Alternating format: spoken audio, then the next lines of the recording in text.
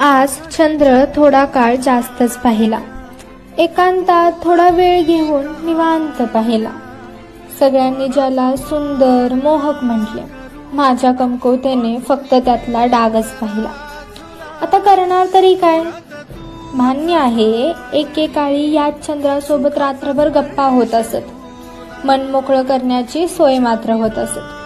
माझ्या त्याच्या गोड अशा प्रेमाची गोष्ट मात्र सामावत असत. पण आता तो नाही, त्याचं प्रेम नाही. मग काय? पुन्हा एकदा माझ्या या चंद्रसख्यास प्रश्न घातला असा, अरे बघ, तुझ्याकडे हास्याचे प्रेमाचे क्षण राहिले, मात्र मला जपण्यास वैरच उरले.